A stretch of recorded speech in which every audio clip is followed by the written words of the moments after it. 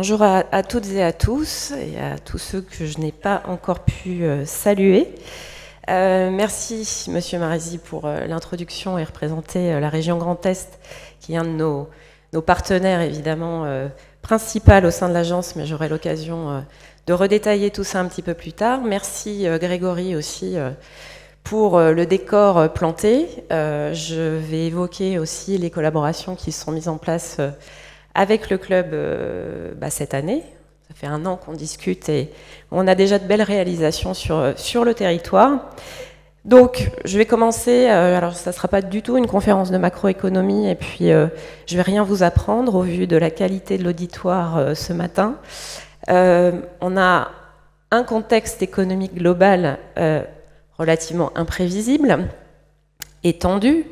Quand on regarde l'histoire, c'est pas la première fois qu'on a des contextes tendus, imprévisibles, mais malgré tout, sur les dernières années, on a accumulé pas mal de sujets, la crise de l'énergie, donc reprise de la demande post-Covid, crise russo-ukrainienne, difficulté aussi de capacité de production en France, notamment sur l'électricité. À cela s'ajoute, et je ne ferai pas de chronologie parce que tout ça s'est mêlé dans les dernières années, difficultés d'approvisionnement, de matières, composants, la ressource humaine. Aujourd'hui, toutes les entreprises accompagnées par Marne Développement et ses partenaires connaissent ce sujet de ressources humaines tendues, difficultés de recrutement, et puis on est dans une compétition mondiale qui est difficile. La politique de l'Inflation Reduction Act des États-Unis porte ses fruits, donc très bien pour eux, mais c'est évident que c'est un gros sujet pour l'Europe et pour la France, et on est là aussi dans une contrainte de réponse rapide. Alors tout ça, évidemment, c'est pas des sujets qu'on maîtrise forcément en local, mais malgré tout, il faut faire avec ce contexte et faire face à des enjeux qui sont multiples. J'en ai juste évoqué 3. L'économie décarbonée, donc assurer cette transition vers la décarbonation à l'horizon 2050, donc c'est très proche, tout en préservant la compétitivité et en renforçant la compétitivité industrielle. Donc on est dans l'obligation du en même temps. Et acquérir ou conserver une certaine autonomie et souveraineté sur des activités stratégiques. Bon, voilà pour le contexte, qu'encore une fois, je ne vous apprends pas. Et ce matin, l'idée, c'est de voir comment, à l'échelle locale, à l'échelle du département de la Marne, une agence de développement économique peut agir. Alors, il y a trois grands axes. C'est la proximité, c'est le pragmatisme, et c'est le collectif. Donc, je vais simplement vous expliquer notre façon de fonctionner. Alors, depuis 3 ans, hein, l'agence est relativement récente. D'abord, rappeler que la proximité se joue par la proximité terrain, avec une équipe, et toute l'équipe est là présente ce matin. Donc, 4 responsables développement entreprises et territoires qui sont en proximité des entreprises industrielles et de services. Olivier Hautmann sur le Grand Reims, Noémie Brisson sur le Pays d'Épernay, Florence François sur le Sud Marnais et sur l'Interco de Vitry, et Daniel Stoll sur l'Est de la Marne. 2 chefs de projet, Vincent que vous connaissez bien et qui s'est présenté tout à l'heure sur les sujets filières et synergies, Zifang Wu qui intervient lui sur les solutions foncières immobilières implantation, sujet évidemment aussi crucial, puisque pour permettre le développement des entreprises marnaises, en accueillir de nouvelles, il faut aussi pouvoir proposer des solutions foncières. En back-office, Angelina Herveux sur les sujets de gestion administrative et financière, mais qui intervient aussi en conseil sur les marchés publics, puisqu'on travaille avec la région Grand Est sur ces sujets de marchés publics, et la commande publique est un vrai levier de développement, évidemment, pour l'ensemble du territoire. Et puis, je souligne l'accueil de Louison Schauffert avec nous maintenant sur les sujets de communication, qui travaille en alternance et qui vient de l'université de l'URCA. Donc une équipe sur le terrain pour répondre aux besoins des entreprises tertiaires et industrielles. L'accompagnement est individuel ou collectif, il est toujours gratuit parce que financé par les 18 financeurs que j'évoquerai un peu plus tard, confidentiel et partenarial.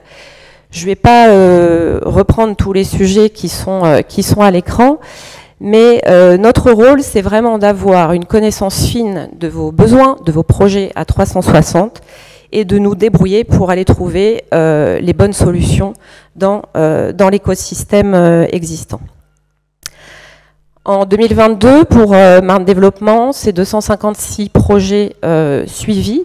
Essentiellement, vous voyez les grands axes.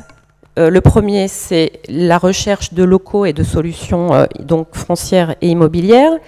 Les sujets liés à la transition environnementale. Toujours le sujet de l'investissement, puisqu'il y a toujours une dynamique évidemment de modernisation de l'outil de production. Et le quatrième grand sujet, c'est celui du recrutement.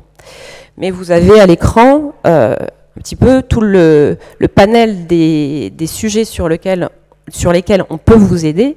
Et sur la slide précédente, vous aviez une case qui dit qu'on est aussi là surtout pour tous les besoins qui ne rentrent pas dans les cases. Parce que tous vos projets sont différents. Les solutions sont donc à trouver à chaque fois. On n'a pas de modèle, on n'a pas un catalogue d'offres préexistantes et on s'adapte vraiment à vos besoins du moment. Agir en proximité, c'est aussi agir sur les territoires. Tout ne se fait pas à Reims, tout ne se fait pas à Châlons, même si évidemment on est très heureux de vous accueillir ici sur cet événement de la foire et de la rentrée.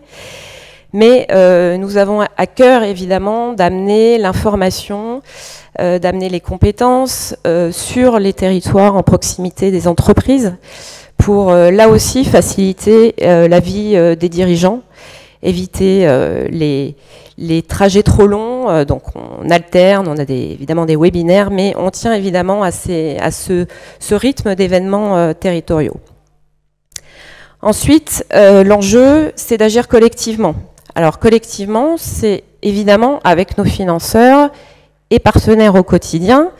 C'est la première fois qu'une structure réunit les 18 acteurs publics du développement économique dans la Marne. Donc la région Grand Est, je l'ai évoqué, la CCI Marne-en-Champagne, la Chambre des métiers, le département de la Marne et les 14 territoires. Et évidemment, cet écosystème collectif, il est très important. On travaille ensemble quotidiennement. Et l'idée, c'est vraiment de conjuguer les forces. Conjuguer les forces avec nos financeurs et puis avec tout l'écosystème. Là aussi, j'ai à l'écran quelques structures avec lesquelles on travaille, mais il y a aussi 3 petits points de suspension. Il y en a beaucoup d'autres. Mais là encore, l'idée, c'est vraiment d'aller chercher les solutions là où elles sont. Et en France, nous avons beaucoup de structures qui peuvent vous apporter des solutions sur un certain nombre de sujets. Donc c'est notre rôle d'être en veille sur tous ces dispositifs.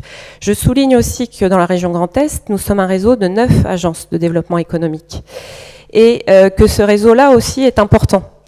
Une entreprise marnaise qui a un projet potentiel en Alsace, dans les Ardennes ou autres, dans le Grand Est, on peut aussi vous mettre en relation et vous faciliter en tout cas les contacts. Donc c'est aussi un réseau qui prend forme et qui est important d'avoir en tête. Agir via des événements collectifs, donc tout au long de l'année, on propose aussi des événements collectifs alors qui sont thématiques sur, par exemple, je l'ai évoqué, les marchés publics, puisqu'on est signataire d'une convention avec le réseau commande publique, le pôle commande publique du Grand Est, sur des sujets de cybersécurité. Et puis, on a un certain nombre d'événements également tournés vers les filières connexes au Champagne, qui est évidemment une filière importante pour le territoire. Des événements dédiés à la filière transport et logistique, importante aussi sur la Marne, et notamment très orientée sur les nouvelles énergies pour les poids lourds notamment. Et puis, un événement qui est en cours de préparation, je me tourne vers les collègues ardennais, puisqu'en novembre, nous organiserons aussi des rendez-vous d'affaires, des opportunités d'affaires avec EDF sur la centrale de Chaux, en partenariat donc avec Ardennes Développement. Agir avec un collectif d'entreprises, là c'est tout le réseau Marne Industrie que Vincent a déjà évoqué. Le réseau Marne Industrie a été lancé il y a 2 ans, avec pour objectif de faciliter, de favoriser les échanges, les partages d'expériences entre industriels de la Marne, de favoriser évidemment les coopérations potentielles et les synergies entre industriels, et également de mettre en valeur les savoir-faire que nous avons sur ce territoire via notamment des vidéos et d'autres opérations de communication. Le réseau Marne Industrie aujourd'hui c'est 73 adhérents. Alors vous m'excuserez, mais on met un peu tous les jours à jour cette slide. D'ailleurs, on va la présenter différemment parce que là, vous avez beaucoup de logos, mais on va essayer d'hiérarchiser tout ça pour vous montrer notamment qu'on a beaucoup d'industries sur la filière connexe au Champagne, dans la plasturgie également.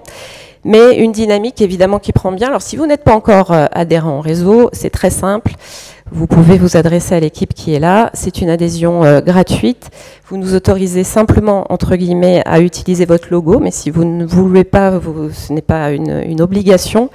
Et l'idée, c'est que vous soyez invité, évidemment, en priorité sur les événements du réseau Marne Industrie.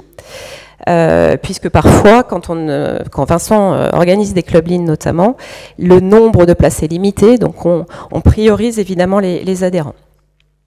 Alors quand on mixe la proximité, le pragmatisme et le collectif, on arrive assez naturellement sur le sujet des synergies industrielles, de l'économie circulaire et de l'économie de la coopération. Et donc là, c'est un zoom sur ce qui a été mis en place avec le club d'écologie industrielle de l'Aube. On a commencé à discuter ensemble il y a une année. L'idée de Marne Développement, c'est jamais de réinventer la poudre. Hein. Donc on va chercher les compétences. Vous existez depuis 20 ans, donc il n'était évidemment pas question de réinventer tout ça. Donc on a commencé à discuter et à vouloir s'appuyer sur la méthode qui avait déjà été éprouvée dans l'Aube pour gagner en efficacité. Avec le réseau Marne Industrie, évidemment, on faisait déjà des mises en relation, mais là on s'appuie sur une méthode pour gagner en efficacité, en rapidité. Et évidemment, c'est une démarche partenariale parce qu'elle a associé l'ensemble de nos partenaires et financeurs.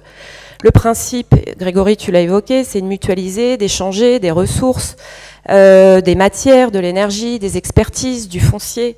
Les sujets sont vastes et on va faire un petit focus sur ce qui est ressorti, en tout cas dans la Marne, sur la première expérimentation qui a eu lieu en janvier et février. La méthode, on organise avec l'appui technique du club des ateliers de détection de synergie. 15 jours plus tard, alors là on récolte beaucoup de données. Et je remercie encore le club parce que en 15 jours, il faut arriver à faire matcher à tout ça pour organiser des rendez-vous d'affaires 15 jours plus tard. Et puis il y a l'outil de la ressourcerie en ligne aussi qui est pour nous important, qui est en démarrage et que le club a accepté dans le cadre de nos partenariats d'ouvrir aux industriels marnais. Les gains, ils sont aussi nombreux. Alors évidemment, c'est des économies sur les approvisionnements en matières premières, c'est des économies sur les traitements de déchets, mais il y a beaucoup d'autres gains qui ne sont pas listés forcément ici et qui sont parfois difficilement même objectivables et qui sont pourtant bien réels. La première action, ça a été la ressourcerie en ligne, qui donc est ouverte. Pour faire très court, alors tu m'excuseras Grégory, mais c'est le bon coin des industriels. On va dire ça. On a Mondi-Lambassel et Marne Metal Concept qui ont été les premières entreprises marnaises à mettre certains produits en ligne. Hein. Donc l'idée est simple, vous avez des produits, du matériel, vous mettez en ligne et voilà. Donc on essaie de développer ça. On a d'autres industries visiblement intéressées. N'hésitez pas non plus à vous adresser à nous si vous voulez plus d'informations sur cette ressourcerie. Les ateliers synergie, donc ça a été l'expérimentation marnaise avec le club en janvier et février dernier. Atelier synergie, 35 entreprises industrielles présentes, 313 ressources proposées et 540 synergies potentielles identifiées. 15 jours plus tard, rendez-vous d'affaires, 32 entreprises représentées, donc on en a perdu 3 entre le premier épisode et le deuxième. Mais bon, c'est pas, voilà, c'est honnête. Merci Grégory. Et derrière, c'est 102 rendez-vous d'affaires qui ont été organisés autour de 168 synergies potentielles. Alors, sur ce Premier volet, ce qui est ressorti, vous l'avez à l'écran, hein, c'est des fils métalliques, une entreprise qui produit des fils métalliques qui intéresse une autre qui produit des volets, une entreprise qui a des dessinateurs industriels et une autre entreprise est intéressée par cette compétence.